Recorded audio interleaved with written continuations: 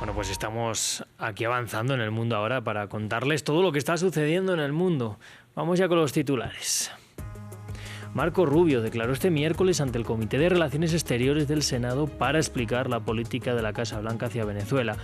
Dijo que esperan tener pronto presencia diplomática en Caracas y que existe un diálogo respetuoso con el gobierno encargado. Señaló además que su objetivo es lograr una Venezuela amigable, próspera y democrática. Tenemos reporte.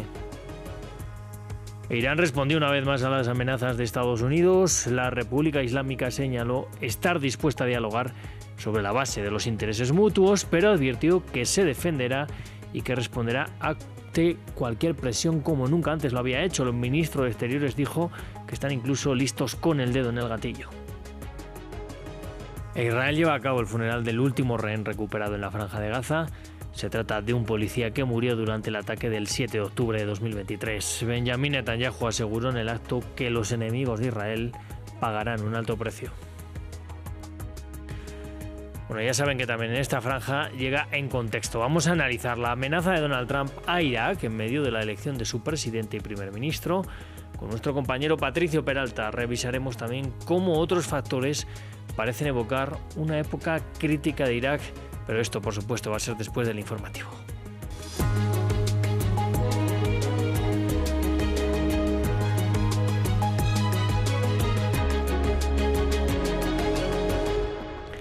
Abrimos con el jefe de la diplomacia estadounidense, Marco Rubio, que declaró este miércoles ante el Comité de Relaciones Exteriores del Senado para explicar la política de la Casa Blanca hacia Venezuela y las acciones militares sobre ese país. Allí dijo que esperan pronto retomar la presencia diplomática en Caracas y que su objetivo es lograr una Venezuela amigable, próspera y democrática.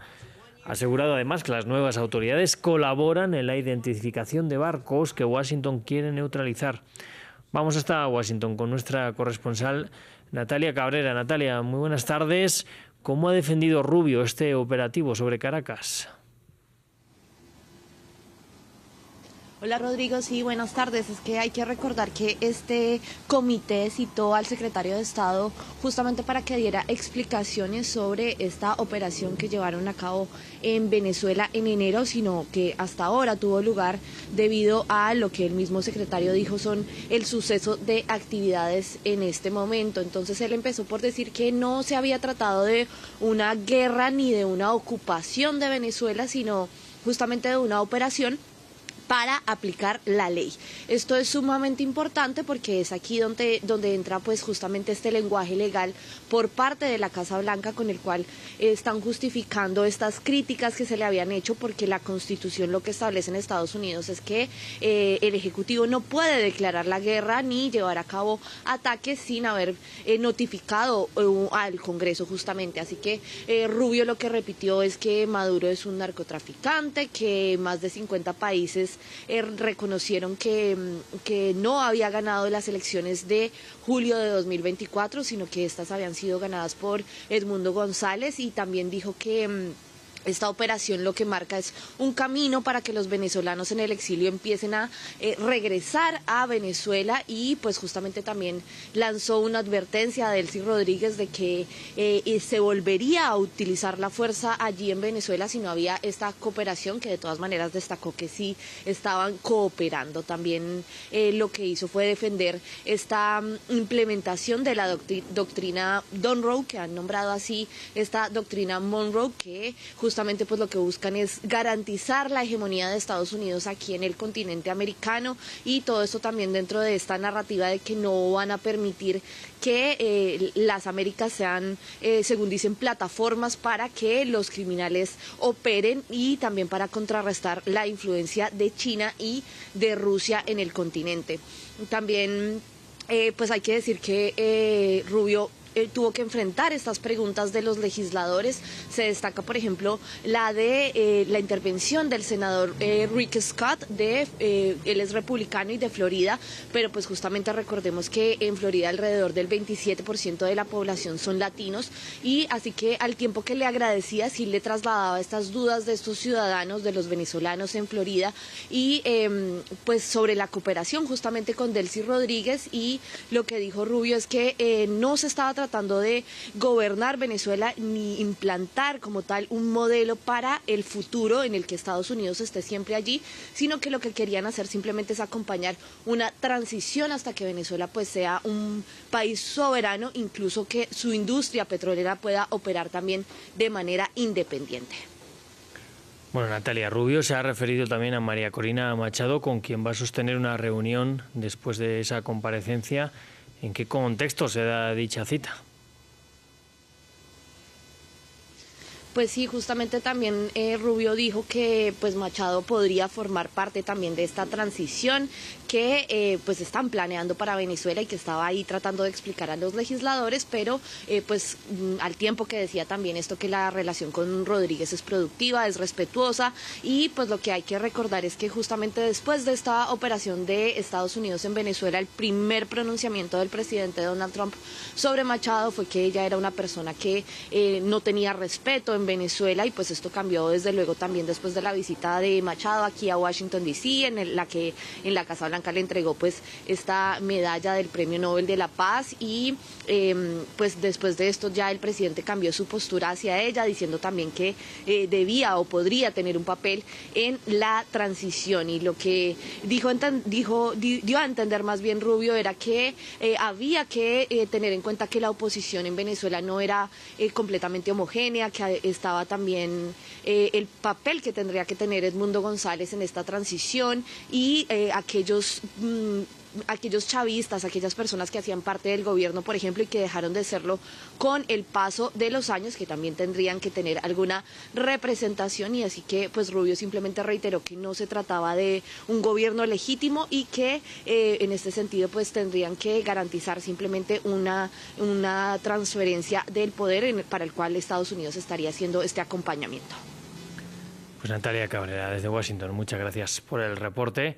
Nosotros seguimos hablando de Estados Unidos porque la secretaria de Seguridad Nacional, Kristi Noem, enfrenta un momento delicado con numerosas peticiones de dimisión desde numerosos sectores políticos y sociales.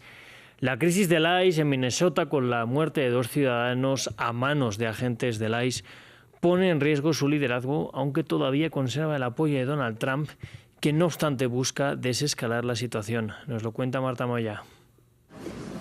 Enfrenta a Kristi Noem sus horas más bajas. La secretaria de Seguridad Nacional de Estados Unidos está en el punto de mira por el desempeño del Servicio de Migración y Aduanas, el ICE, que depende de su cartera, y en las últimas semanas ha estado involucrado en el asesinato de 2 ciudadanos estadounidenses en el estado de Minnesota. En las últimas horas, los demócratas han amenazado con una destitución vía juicio político si Donald Trump no la echa. Así lo expresó Hakeem Jeffries, líder de la minoría demócrata en la Cámara de Representantes, en una entrevista en CNN. Donald Trump tiene que destituir inmediatamente a Kristi Noem. Sabemos que es una mentirosa patológica, corrupta y maligna. No está cualificada. Iniciaremos un proceso de impeachment contra Kristi Noem en caso de que no sea destituida. Las críticas también llegaron desde algunos sectores moderados del Partido Republicano y desde la Federación Estadounidense de Empleados del Gobierno, el sindicato de trabajadores federales más grande del país. La secretaria Noem implementó voluntariamente esta agenda, tomó decisiones deliberadas que reestructuraron el Departamento de Seguridad Nacional y propiciaron esta tragedia. Durante el último año destituyó a altos funcionarios, consolidó su autoritarismo e impuso tácticas migratorias agresivas que priorizaron los objetivos políticos sobre el criterio profesional y de los agentes. Sin embargo, parece que todavía mantiene el apoyo más importante, el de su jefe Trump, que niega que Noem vaya a dimitir. Creo que ella está haciendo un muy buen trabajo.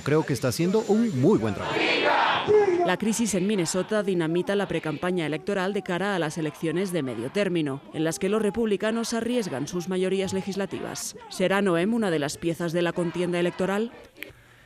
Y sigue la tensión en Irán a la espera de si Estados Unidos cumple su amenaza. El presidente Donald Trump ha advertido que una flota está preparada para cumplir su misión con rapidez y violencia si Teherán no llega a un acuerdo nuclear.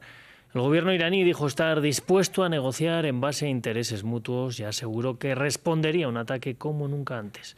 Mientras tanto, los estados del Golfo advierten que no permitirán que su territorio se utilice para atacar a Irán. Vamos a verlo.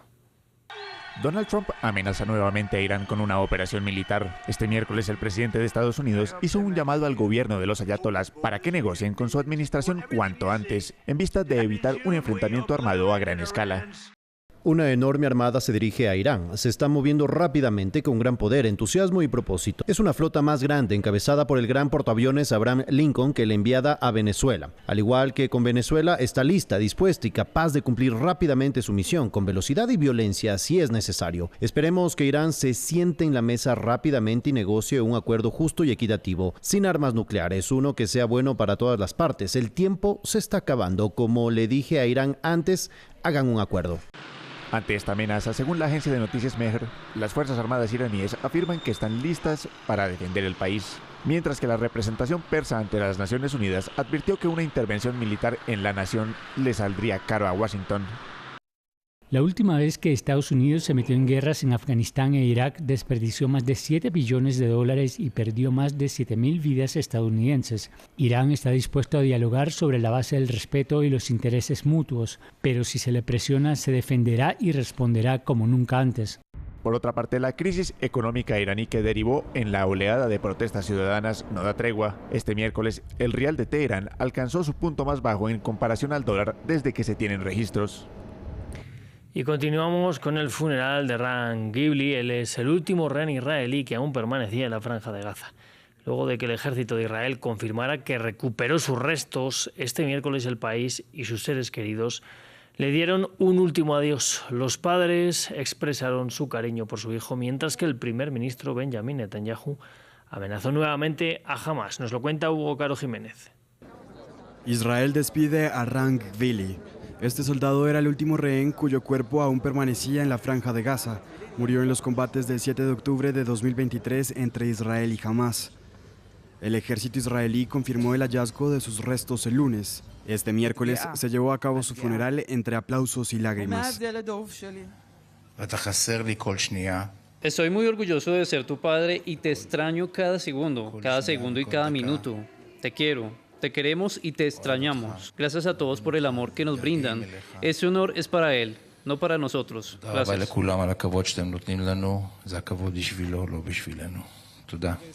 El primer ministro de Israel, Benjamin Netanyahu, estuvo entre los asistentes. Durante su intervención, renovó sus amenazas contra la milicia palestina. Actuamos y encontramos a Ran, y así logramos lo que anhelamos durante 843 días, traer a nuestros hermanos y hermanas de vuelta a casa. Y aún no es el final, también nos aferramos a nuestros otros objetivos, desarmar a Hamás, desmilitarizar la Franja de Gaza, y lo lograremos también. Quien busca matarnos debe saberlo. Quien levante la mano contra Israel pagará un precio insoportable. Otros afirmaron que, con el regreso del cuerpo de Ran, lo ocurrido el 7 de octubre llegó a su fin. Esto es como poner fin a la guerra, pues después de 843 días lo hemos logrado. Todos nuestros rehenes están en casa, no nos quedaremos en Gaza y creo que el 7 de octubre termina hoy. Esta despedida marca un punto crucial para el futuro del conflicto, que tras más de 2 años de intenso fuego, se ha cobrado la vida de 1.200 israelíes, frente a los más de 71.000 palestinos que han muerto en Gaza. Pues cerramos aquí el informativo, vamos ya con En Contexto. Bueno, para este espacio está aquí mi compañero Patricio Peralta y en el estudio. Patricio, bienvenido. Rodrigo, buenas tardes. Muy buenas tardes. Vamos a hablar hoy de Irak, que parece que lo tenemos muy olvidado en el mapa de Oriente Medio, pero va a elecciones y muy importantes. Así es, parece que Irak atraviesa un flashback con hechos que evocan a un escenario del pasado y bastante caótico. La retirada de las fuerzas estadounidenses, por un lado, las tensiones en sus fronteras por el autodenominado Estado Islámico y la presencia de un político que en ese momento fue crucial, Nouri al-Maliki. Hoy se suma la presión también de Donald Trump y barcos navales que se acercan a Irán.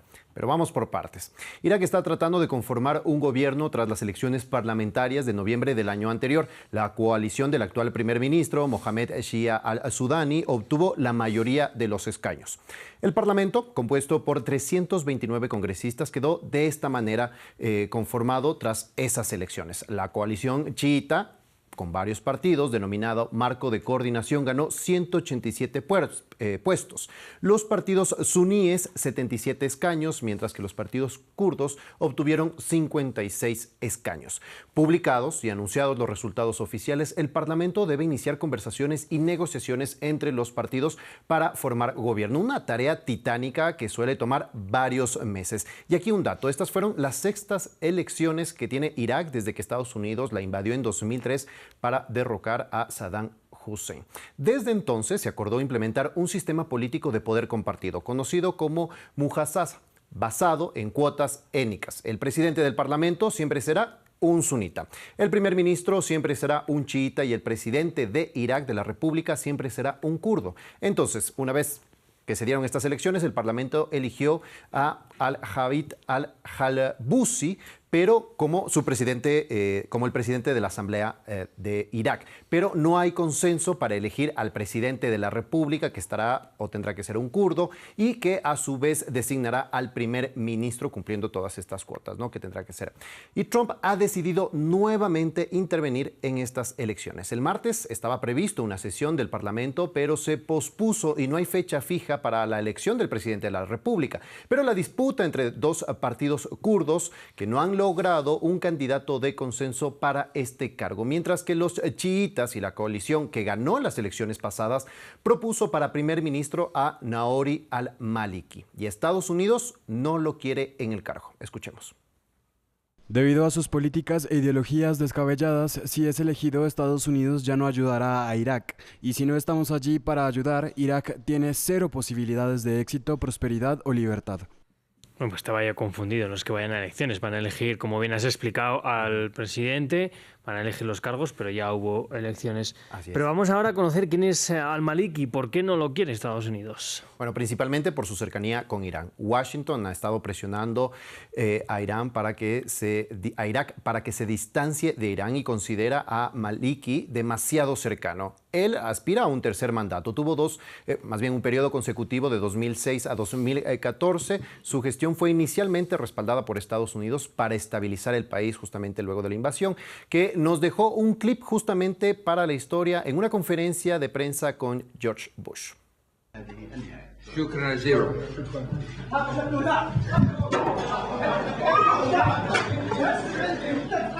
Bueno, lo que vemos aquí es un periodista que lanzó los zapatos a Bush en medio de esta conferencia que compartía con al-Maliki. El periodista pues ha explicado que fue en rechazo justamente a la invasión, a las muertes que se dieron, y también en una muestra de rechazo a la presencia de Estados Unidos, que en ese entonces estaba muy ligada con la gestión de al-Maliki en ese entonces. Pero todo esto cambió. Hubo protestas contra al-Maliki y la presión de Washington porque aseguraron que su gestión fue altamente sectaria, marcada por la marginación de los suníes y también porque no habría podido controlar el tema de la seguridad, sobre todo. Tras la salida del gobierno de al-Maliki, pues surgió y vino el auge del autodenominado Estado Islámico, que ganó poder en ese momento y capturó varias ciudades. Hoy, tras las amenazas de Trump, al-Maliki dijo que es una violación a la soberanía este comunicado que difundió en sus redes sociales, y que él, pese a esto, va a continuar como candidato para primer ministro porque así lo decidió, dijo, la coalición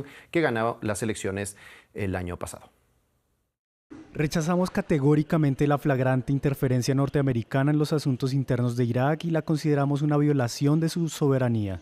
El lenguaje del diálogo entre países es la única opción política para tratar con ellos, no recurrir al lenguaje de los dictados y las amenazas.